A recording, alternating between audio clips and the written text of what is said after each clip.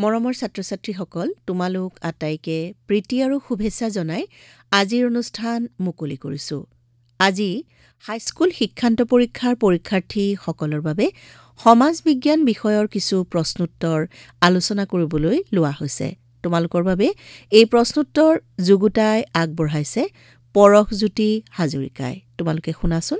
ছাত্ৰ-ছাত্ৰীসকল, আজি আমি 10ম শ্ৰেণীৰ বংগ বিভাজন আৰু স্বদেশী আন্দোলন এই পাঠটোৰ হাইস্কুল শিক্ষান্ত পৰীক্ষাৰ বাবে প্ৰয়োজনীয় বা সহায়ক হোৱা কিছুমান প্ৰশ্ন উত্তৰ আমি আলোচনা কৰিম।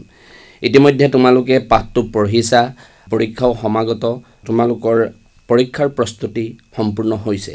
গতিকে আমি প্ৰধানকৈ ইয়াৰ প্ৰশ্ন উত্তৰসমূহ যিবিলাক তোমালোকৰ পৰীক্ষাৰ বাবে সহায়ক হ'ব পাৰে বুলি আমি ভাবিছোঁ, তেনেকুৱা ধৰণৰ কিছুমান প্ৰশ্ন উত্তৰ আমি আলোচনা কৰিম।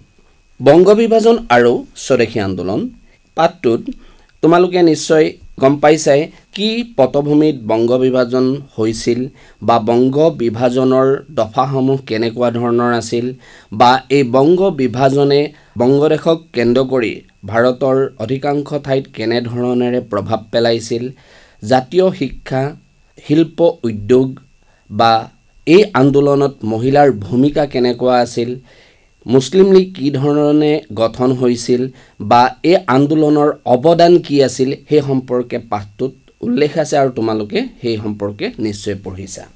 এতিয়া আমি প্ৰশ্ন উত্তৰৰ কথা প্ৰধানকৈ আলোচনা কৰিম। তোমালোকে ইতিমধ্যে গম পাইছাই যে এইবাৰ পৰীক্ষাত 45 নম্বৰৰ যিটো আমি MCQ বুলি কওঁ তেনেকুৱা ধৰণৰ কুৱেশ্যন আহিব আৰু বাকী 45 নম্বৰৰ 1 নম্বৰ, 2 নম্বৰ, 3 বা 4 তেনেকুৱা ধৰণৰ প্ৰশ্ন আহিব। আমি এই দুয়োখন অৰ্থাৎ MCQ আৰু ডেছক্ৰিপটিভ টাইপৰ যি দুটা খণ্ড আছে সেই দুইটাতে আমি কি কৰিব লাগিব, মনোযোগেৰে প্ৰশ্ন উত্তৰসমূহ কৰিব লাগিব, কাৰণ আমি দুয়োটা অংশতেই ভাল মাৰ্কছ পালেহে আমি ভাল নম্বৰ আশা কৰিব পাৰিম। গতিকে আমি প্ৰশ্ন উত্তৰ শিতানলৈ যাওঁ। এই পাঠটোত আমাৰ বিভিন্ন ধৰণৰ প্ৰশ্ন হ'ব পাৰে। প্ৰথমে মই যিখিনি MCQ টাইপ কুৱেশ্যন সেইখিনিৰ আমি আলোচনা কৰিম। এলাহাবাদ সন্ধি স্বাক্ষৰিত হৈছিল ৰবাৰ্ট ক্লাইভ আৰু তোমালোকৰ ড্ৰেছ থাকিব, কিছুমান অপশ্যন থাকিব ABCD। যদি আমাৰ এত থাকে মোগল সম্ৰাট দ্বিতীয় বাহাদুৰ শ্বাহৰ মাজত, বি অপশ্যনত থাকে মোগল সম্ৰাট শ্বাহ আলমৰ মাজত, চি অপশ্যনত থাকিব মোগল সম্ৰাট ঔৰংজেবৰ মাজত আৰু ডিত যদি থাকে মোগল সম্ৰাট জাহাংগীৰৰ মাজত। ইয়াৰ পৰা আমি শুদ্ধ উত্তৰটো বাছি উলিয়াব লাগিব। এতিয়া এলাহাবাদ সন্ধি স্বাক্ষৰিত হৈছিল ৰবাৰ্ট ক্লাইভ আৰু শ্বাহ আলমৰ মাজত। গতিকে এইটো এটা পোনপটীয়া প্ৰশ্ন। গতিকে এই প্ৰশ্নৰ শুদ্ধ উত্তৰটো আমাৰ 4টা অপশ্যনৰ ভিতৰত যিকোনো এটাত থাকিব, ABCD যিকেইটা থাকে তাৰ পৰা আমি শুদ্ধ উত্তৰটো বাছি উলিয়াব লাগে। ইয়াৰ শুদ্ধ উত্তৰটো হ'ব ৰবাৰ্ট ক্লাইভ আৰু মোগল সম্ৰাট শ্বাহ আলমৰ মাজত, অৰ্থাৎ অপশ্যন বি শুদ্ধ উত্তৰ। এনেকুৱা ধৰণৰ পোনপটীয়া কুৱেশ্যন নিদি কিছুমান আমাক অলপ আমি চিন্তা কৰি উত্তৰ কৰিবলগীয়া তেনেকুৱা ধৰণৰ কিছুমান কুৱেশ্যন বা প্ৰশ্ন হ'ব পাৰে। এতিয়া ধৰা কিছুমান প্ৰশ্ন আহে য'ত এটা বিবৃতি থাকে, এটা কাৰণ থাকে। সেই বিবৃতি যাক ইংৰাজীত এছাৰশ্যন আৰু কাৰণটোক আমি ৰিজন বুলি উল্লেখ থাকিব বা অসমীয়াটো বিবৃতি আৰু কাৰণ হিচাপে থাকিব। তাৰ ভিতৰত বিবৃতি আৰু কাৰণটো শুদ্ধ নে অশুদ্ধ আমি বিচাৰ কৰিব লাগিব আৰু কাৰণটো বিবৃতিৰ শুদ্ধ ব্যাখ্যা হয় নে নহয় সেইটো আমি চিন্তা কৰি প্ৰশ্নৰ উত্তৰটো কৰিব লাগিব। মই এটা প্ৰশ্ন তোমালোকৰ বাবে যুগুতাইছোঁ, যিটো আমি কৈছোঁ বিবৃতি এছাৰশ্যন। তাত দিয়া আছে যে বংগভংগৰ পৰিণতি হিচাপে বিদেশী বস্তু বৰ্জন আৰু স্বদেশী বস্তু গ্ৰহণৰ সিদ্ধান্ত জনসভাত অনুমোদিত হোৱাৰ পিছত এই আন্দোলন স্বদেশী আন্দোলন নামেৰে জনাজাত হৈছিল। কাৰণত আছে স্বদেশী আন্দোলনে শিক্ষা, সমাজ, সাহিত্য, অৰ্থনীতি সকলো দিশতে সুদূৰ প্ৰসাৰী প্ৰভাৱ পেলাইছিল। আমাৰ ABCD 4টা অপশ্যন থাকিব। এত থাকিব এছাৰশ্যন, বিবৃতি শুদ্ধ, কাৰণটো অশুদ্ধ। বিত থাকিব বিবৃতি অশুদ্ধ, কাৰণ শুদ্ধ। চিত থাকিব পাৰে বিবৃতি আৰু কাৰণ দুয়োটাই শুদ্ধ আৰু কাৰণ বিবৃতিৰ শুদ্ধ ব্যাখ্যা, অৰ্থাৎ এৰ শুদ্ধ ব্যাখ্যা। তাৰ পিছৰ অপশ্যনটো থাকিব পাৰে বিবৃতি আৰু কাৰণ দুয়োটাই শুদ্ধ, কিন্তু কাৰণ অৰ্থাৎ ৰিজনটো বিবৃতি অৰ্থাৎ এছাৰচনৰ শুদ্ধ ব্যাখ্যা নহয়। এই চাৰিটা অপচন থাকিব পাৰে, তাৰ পৰা আমি শুদ্ধটো বাছি উলিয়াব লাগে।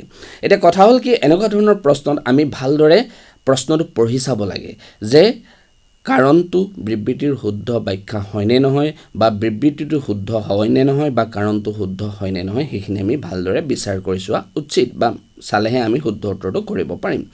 এতিয়া এই প্ৰশ্নটোৰ ক্ষেত্ৰত আমি দেখা পালোঁ যে বিবৃতি আৰু কাৰণ দুয়োটাই শুদ্ধ, কাৰণ স্বদেশী আন্দোলন যেটো বংগভংগৰ পৰিণতিত যেটো আন্দোলন হৈছিল, সেই আন্দোলনে স্বদেশী আন্দোলনৰ নাম পাইছিল, আৰু এই কাৰণত দিয়া আছে যেটো অৰ্থনীতি, সাহিত্য বা শিল্পৰ ক্ষেত্ৰত যেটো পৰিৱৰ্তন হৈছিল।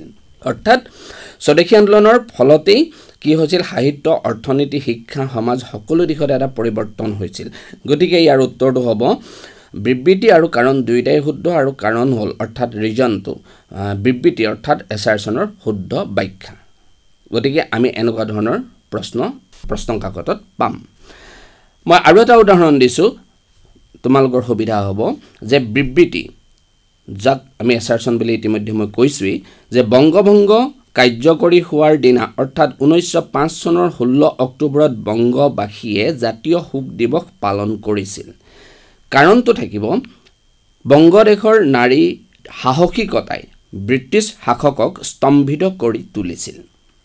এতিয়া ABCD অপচনত থাকিব যে বিবৃতি শুদ্ধ, কাৰণ অশুদ্ধ, বিত থাকিব পাৰে বিবৃতি অশুদ্ধ, কাৰণ শুদ্ধ, চিত থাকিব বিবৃতি আৰু কাৰণ দুয়োটাই শুদ্ধ আৰু কাৰণ বিবৃতিৰ শুদ্ধ ব্যাখ্যা, ডিত থাকিব বিবৃতি আৰু কাৰণ দুয়োটাই শুদ্ধ আৰু কাৰণ বিবৃতিৰ অশুদ্ধ ব্যাখ্যা।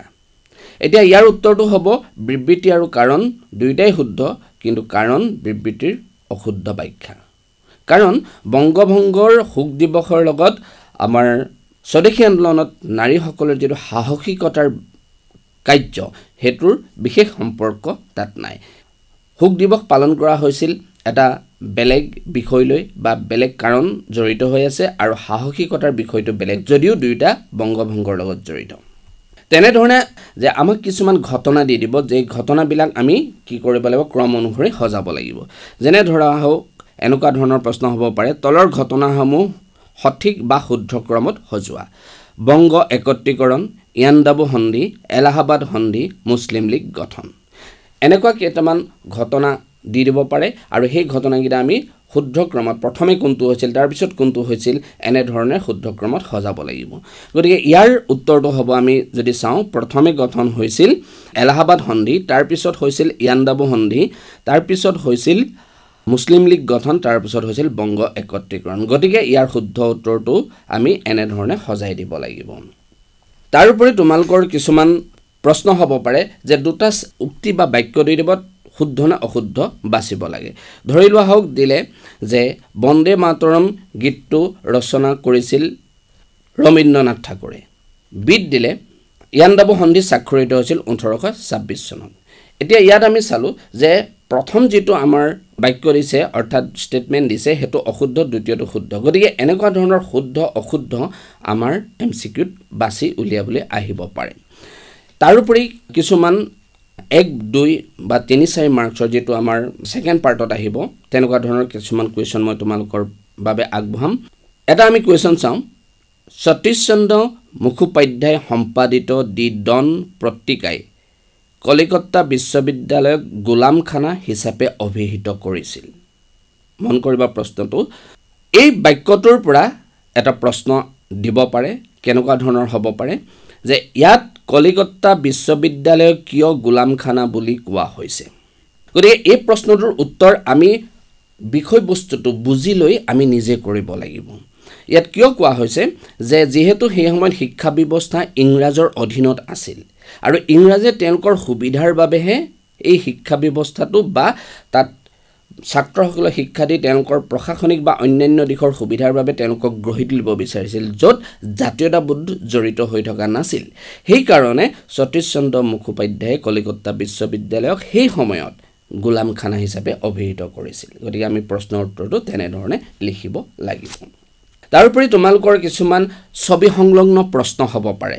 উদাহৰণস্বৰূপে মই তোমালোকক কওঁ যে তোমালোকৰ কিতাপত আছে লালা লাজপত ৰায়, বাল গংগাধৰ তিলক, বিপিন চন্দ্ৰ পাল, তেওঁলোকৰ এখন ছবি দিয়া আছে। ছবিখন দি তোমালোকক প্ৰশ্ন কৰিব পাৰে যে তলৰ ছবিখনত থকা ব্যক্তিসকলক চিনাক্ত কৰা অথবা তলৰ ছবিত থকা ব্যক্তিসকলক লাল বাল পাল বুলি জনা যায় এই ব্যক্তিকেইজন কোন তেনেকুৱা ধৰণৰ এটা ছবি সংলগ্ন প্ৰশ্ন তোমালোকৰ বাবে আহিব পাৰে যদি তেনেকুৱা ধৰণৰ প্ৰশ্ন হে আমি লিখিব লাগিব যে তেওঁলোক হ'ল লালা লাজপত ৰায় বাল গংগাধৰ তিলক বিপিন চন্দ্ৰ পাল গতিকে এনেকুৱা ধৰণৰ ছবি সংলগ্ন প্ৰশ্ন আমি আশা কৰিব পাৰোঁ তাৰোপৰি কিছুমান কুৱেশ্যন 3 বা 4 মাৰ্কৰ কাৰণে আহিব পাৰে স্বদেশী আন্দোলন দুৰ্বল কৰাৰ বাবে ব্ৰিটিছ চৰকাৰে কি কি কাৰ্যপন্থা হাতত লৈছিল আন্দোলনৰ নেতাসকলৰ পৰা চৰকাৰে সঁহাৰি লাভ কৰিছিল নে এটো বা এনেকুৱা ধৰণৰ প্ৰশ্ন তোমালোকৰ 3 বা 4 নম্বৰৰ কাৰণে আহিব পাৰে তেতিয়া আমি লিখিব লাগিব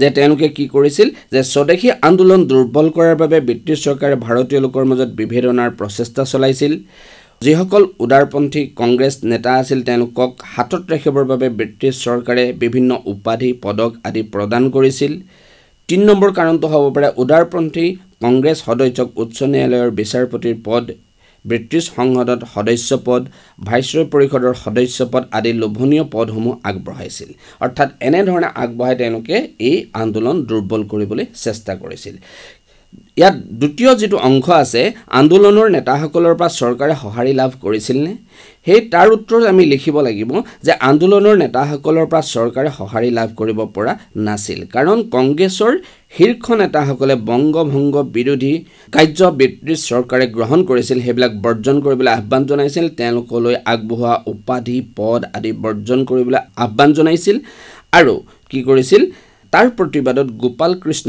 গোখলে কি কৰিছিল পোনপ্ৰথমবাৰৰ বাবে তেওঁক দিয়া নাইটহুড উপাধি বৰ্জন কৰিছিল অৰ্থাৎ এনে ধৰণেৰে আন্দোলনৰ নেতাসকলে ব্ৰিটিছৰ এই প্ৰস্তাৱৰ প্ৰতি সঁহাৰি জনোৱা নাছিল তাৰোপৰি আৰু কিছুমান প্ৰশ্ন যিবিলাক 2 বা 3 নম্বৰৰ কাৰণে হ'ব পাৰে যেনে ধৰা এটা প্ৰশ্ন যে স্বদেশী আন্দোলনৰ 3টা অৱদান উল্লেখ কৰা তাৰ উত্তৰত আমি লিখিব লাগিব যে স্বদেশী আন্দোলনৰ 3টা অৱদান হ'ল স্বদেশী আন্দোলনে ভাৰতবাসীক গণ আন্দোলন সম্পৰ্কে এটা ৰাজনৈতিক শিক্ষা দি যাবলৈ সক্ষম হৈছিল দ্বিতীয়তে হ'ল ভাৰতীয় জাতীয় কংগ্ৰেছ আৰম্ভণিৰ পৰা আবেদন নিবেদনৰ মাজেৰে সহনশীল চিন্তাত বিশ্বাস ৰাখি ব্ৰিটিছ চৰকাৰৰ ওচৰত ভাৰতীয়ৰ উন্নতি আশা কৰিছিল আৰু বংগভংগ কেন্দ্ৰ কৰি জাতীয় কংগ্ৰেছৰ চিন্তা চৰ্চাত এটা পৰিৱৰ্তন আনিছিল তৃতীয়তে হ'ল স্বদেশী আন্দোলনৰ মাজেৰে ভাৰতীয়ই ব্ৰিটিছ চৰকাৰৰ ওচৰত স্বৰাজ দাবী কৰাৰ সুযোগ লাভ কৰিছিল গতিকে এই 3টা অৱদান আৰু আছে